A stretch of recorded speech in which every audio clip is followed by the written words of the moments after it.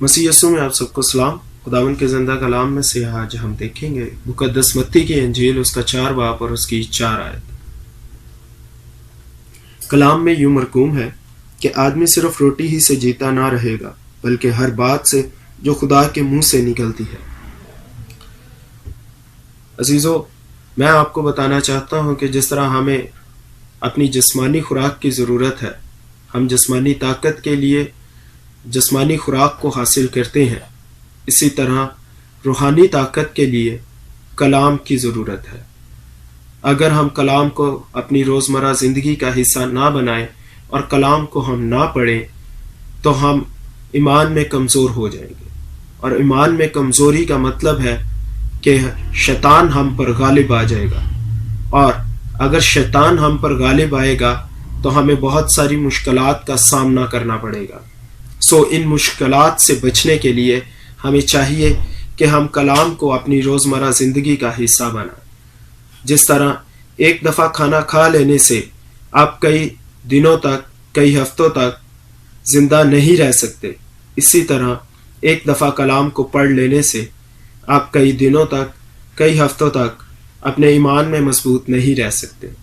اپنے ایمان میں مضبوط رہنے کے لیے کلام کو روز پڑھیں، چرچ جائیں اور کلام کو سنیں۔ عزیزو، اپنے ایمان کی مضبوطی کے لیے، اپنے ایمان کو تازہ کرنے کے لیے کلام کو روز پڑھیں اور کلام کو اپنی زندگی کا حصہ بنائیں۔ بے شک آپ نے ایک آیت کو 1000 بار پڑھا ہو، آپ بار بار کلام کو پڑھیں۔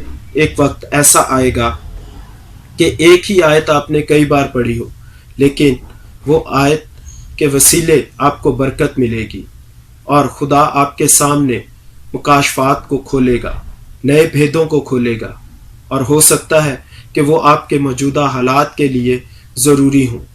خدا آپ کو اس آیت کے وسیلے کچھ نیا سکھائے اور وہ آپ کی زندگی میں فائدہ مند ہو۔ اس لیے کلام کو اپنی زندگی کا حصہ بنائیں اور روز کلام کو پڑھیں۔ آئے ہم دعا کریں۔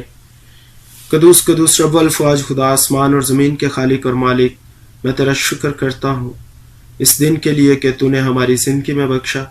اے باپ، میں دعا کرتا ہوں کہ اس کلام کے وسیلے سے تو اپنے لوگوں کو برکت دے، اور اے باپ میں تیری برکت کو مانگتا ہوں دی میریکل اینڈ ہوپ فاؤنڈیشن اور Celtic cross foundation of ministry کے لیے، کہ تو ان کو دن دگنی رات چوگنی ترقی دے اور تیرا ہاتھ ان پر بڑھا رہے۔